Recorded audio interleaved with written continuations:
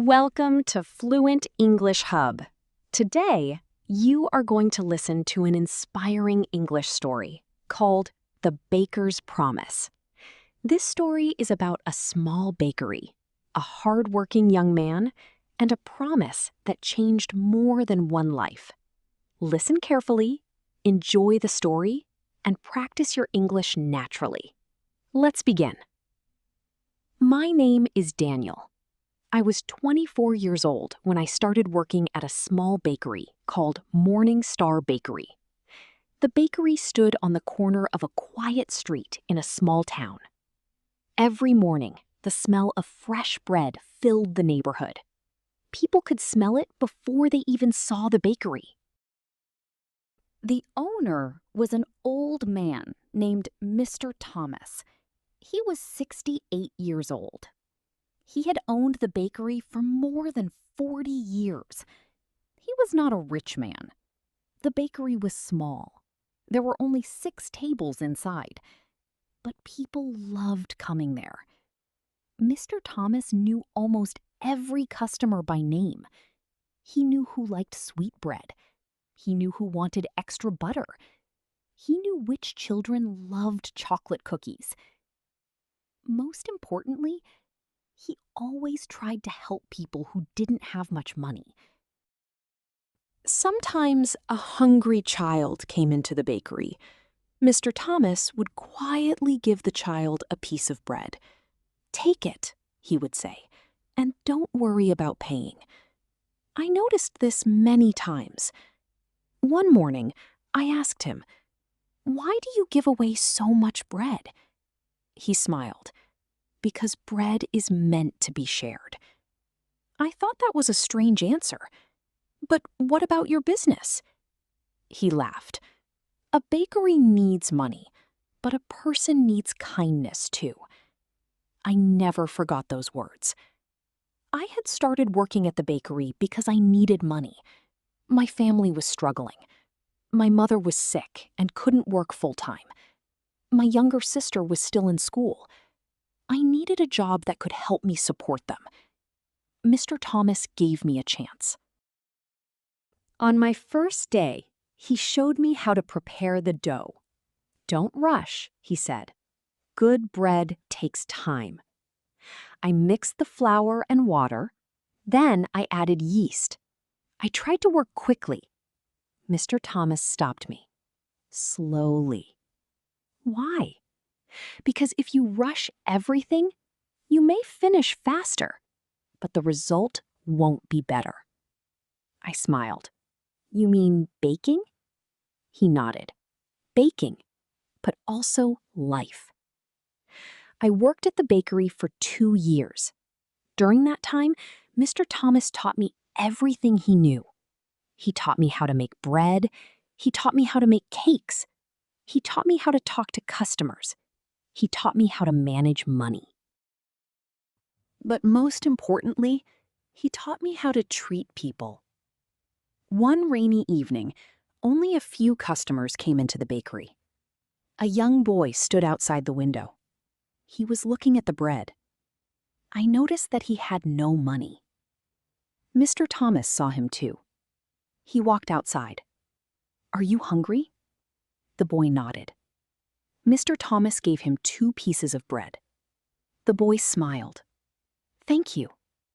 Come again tomorrow." The boy ran away. I looked at Mr. Thomas. "You do that every day?" "Not every day. Almost every day." He laughed. "Maybe." Then he became quiet. "Daniel, when I was young, someone helped me."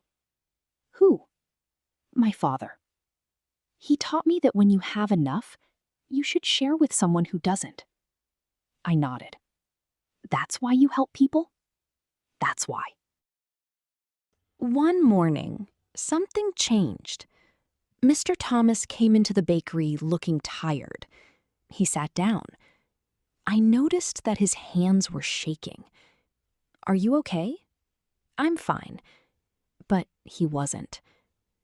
A few days later, he told me the truth. The bakery was losing money. The rent had increased. The price of flour had gone up.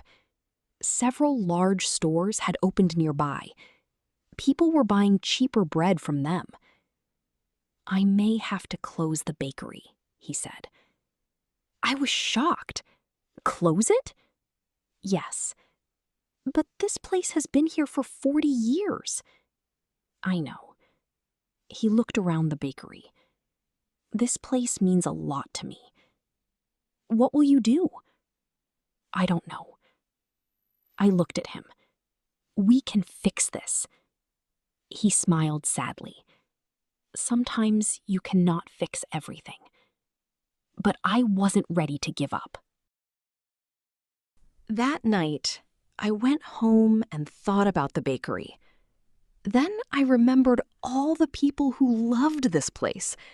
The students who bought bread after school, the workers who came every morning, the elderly customers who sat at the tables, the children who received free bread.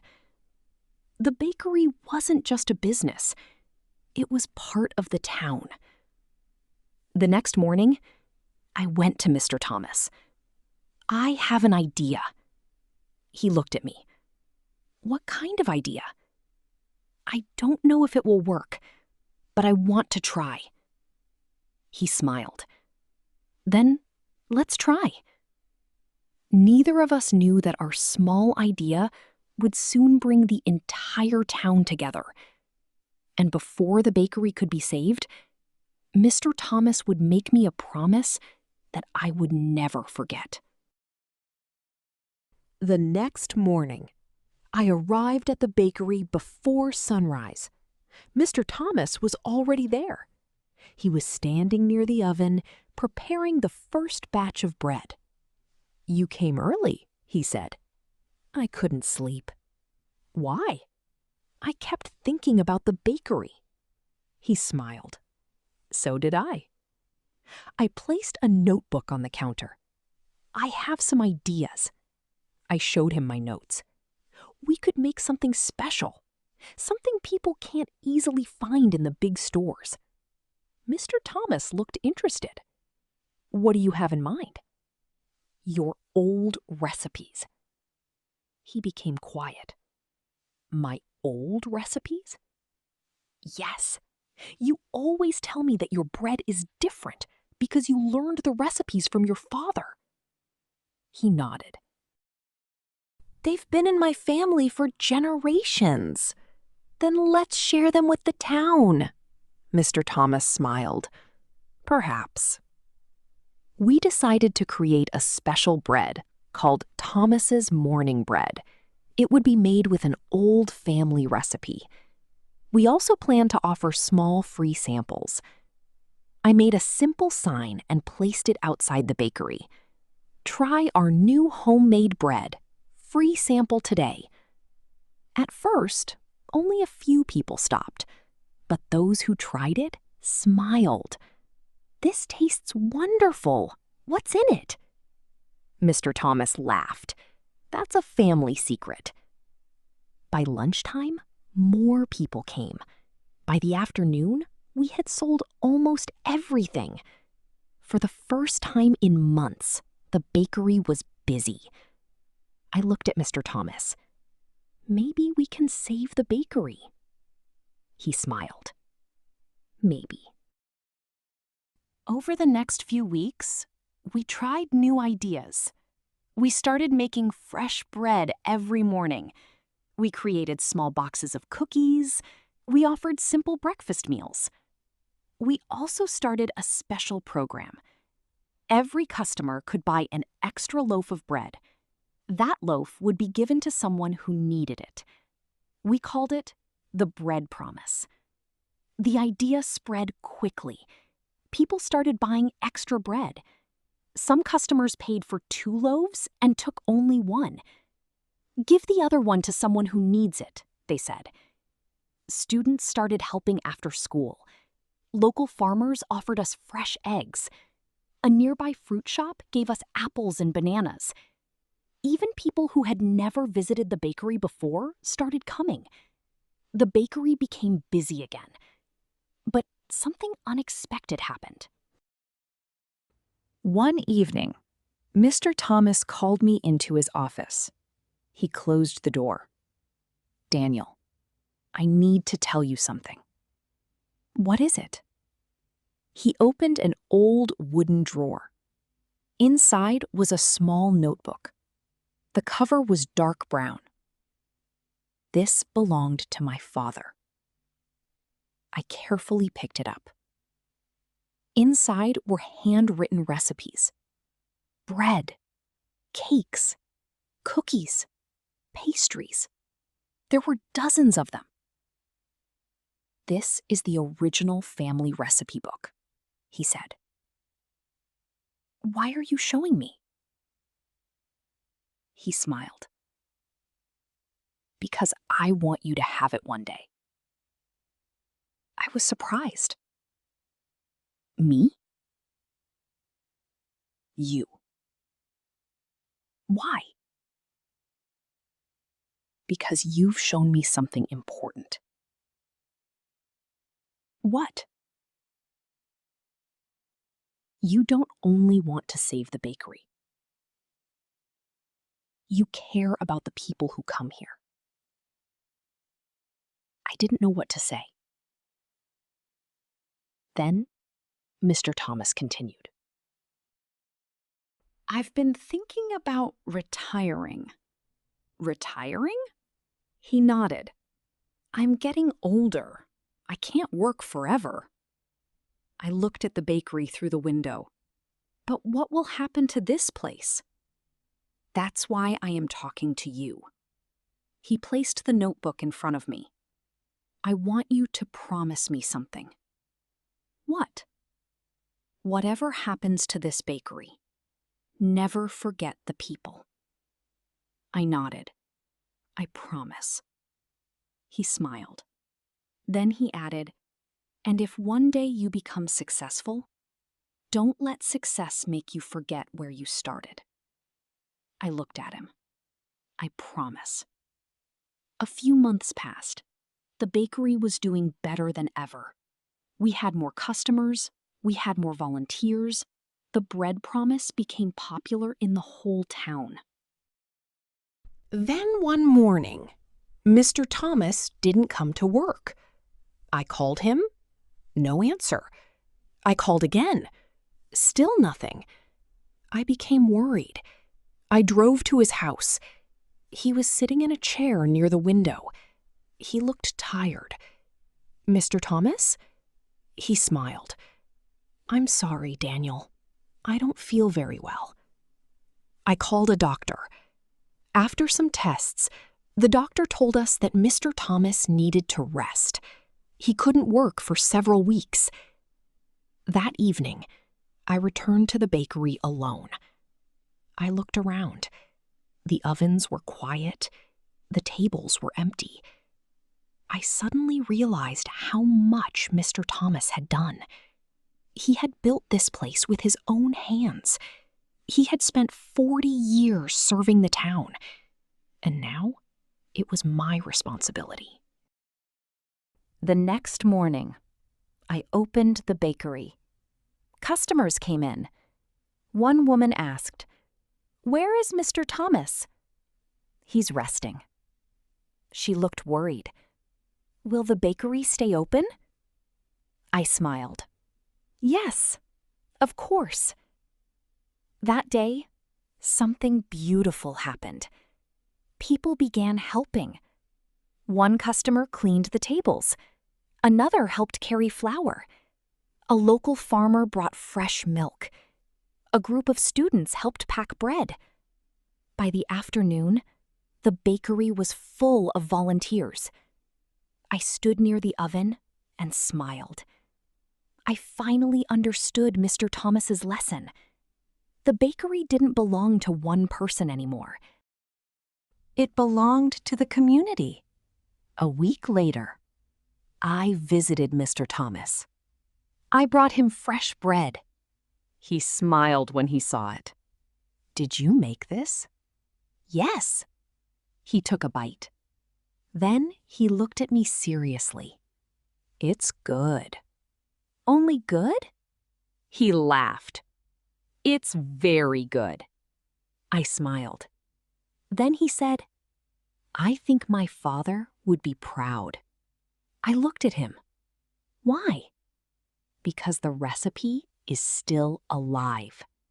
He pointed toward the bread. And so is the promise. I knew exactly what he meant. The promise wasn't about bread.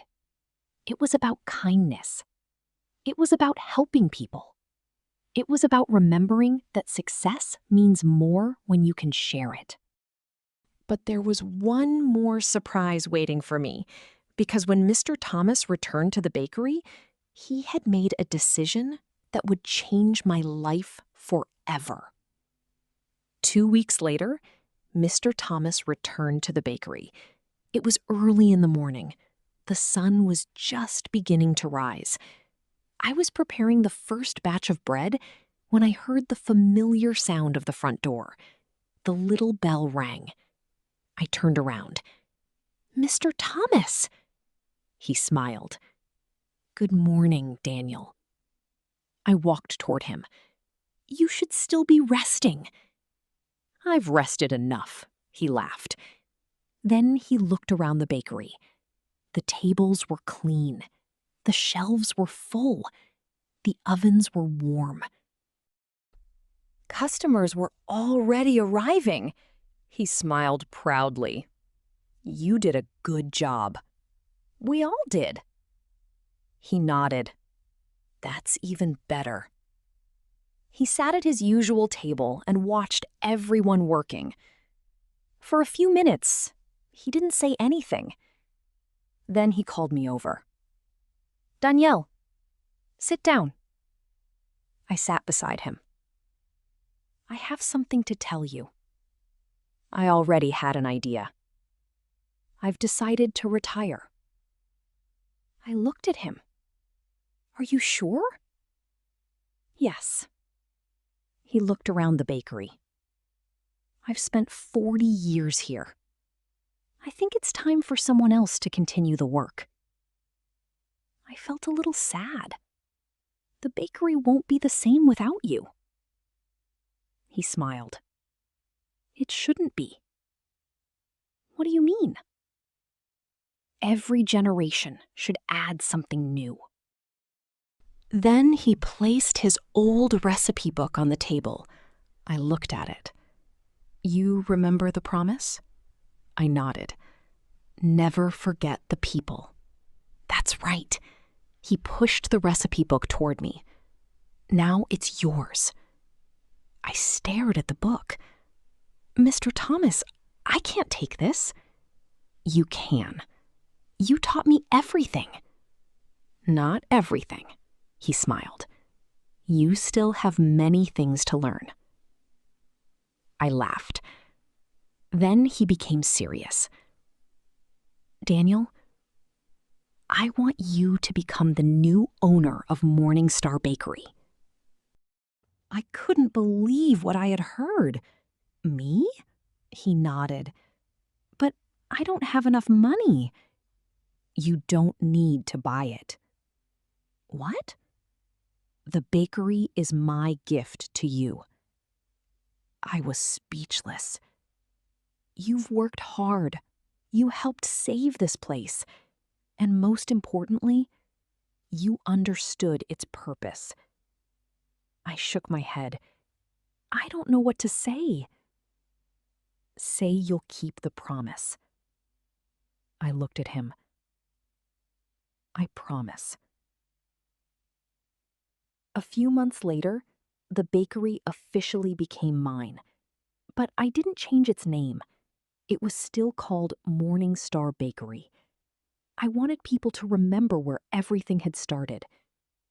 Mr. Thomas still visited almost every morning. He no longer worked. He simply sat at his favorite table and drank tea.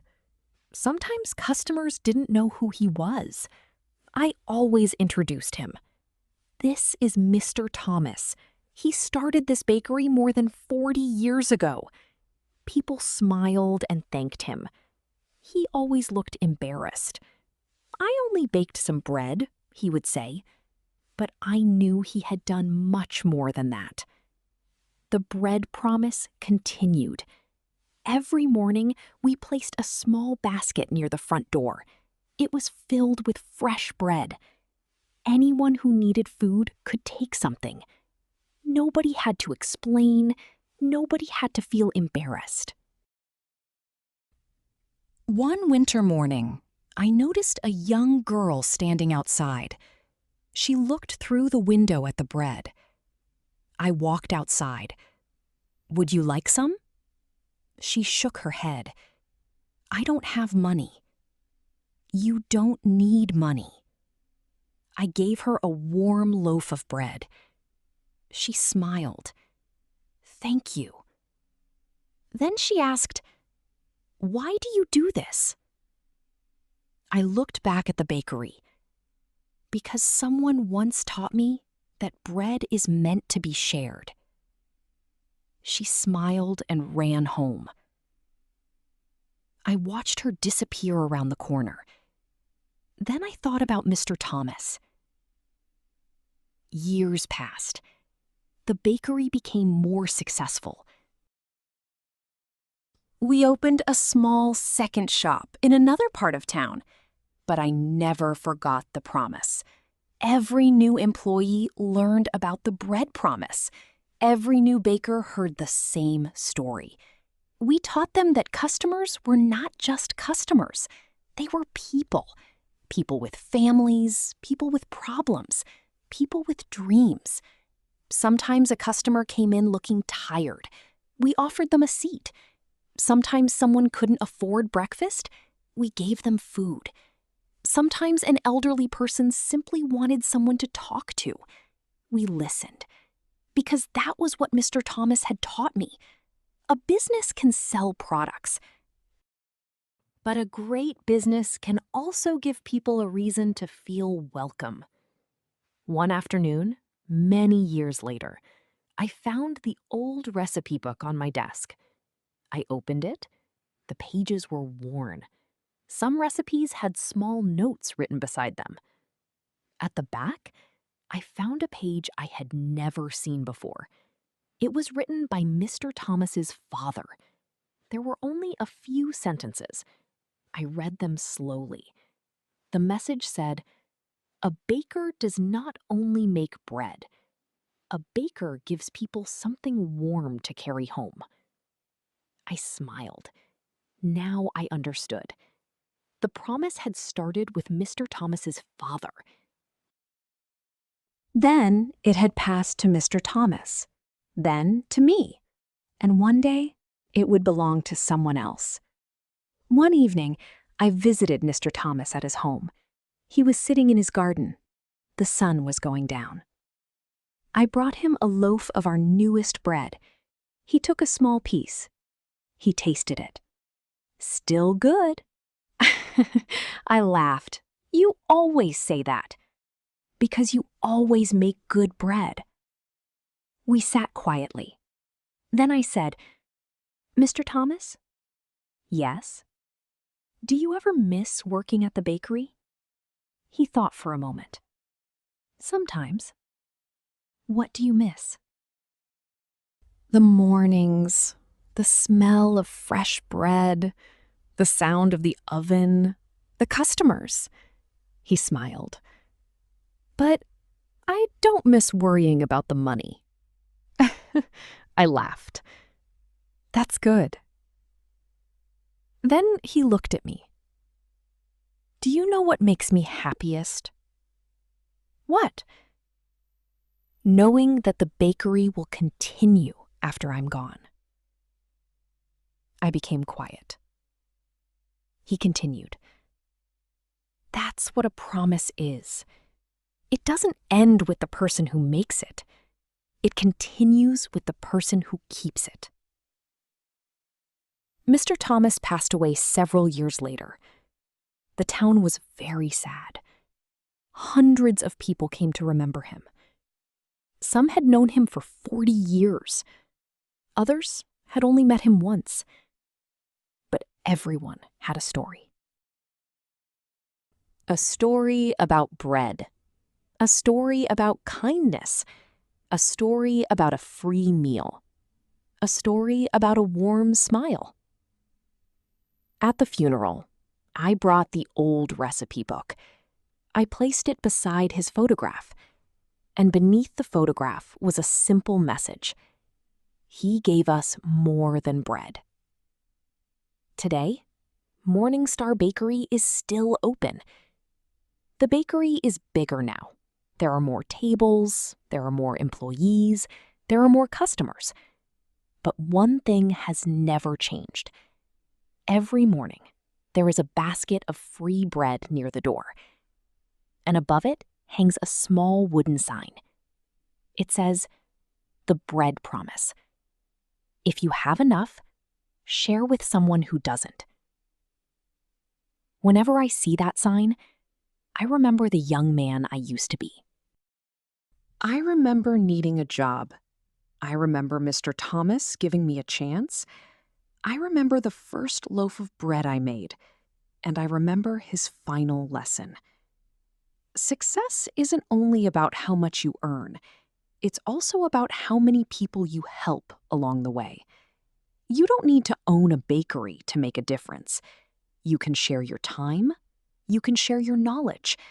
You can share a meal. You can listen to someone who feels alone.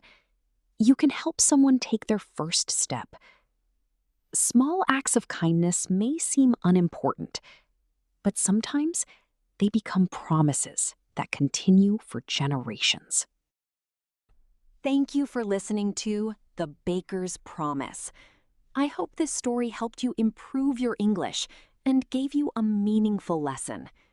If you enjoyed the story, please like this video, subscribe to Fluent English Hub, and share it with someone who loves inspiring stories. And today's question is, what is one kind thing you can share with someone this week? Keep learning, keep practicing, and remember, the greatest success is not what you keep for yourself, but what you give to others. I'll see you in the next English story.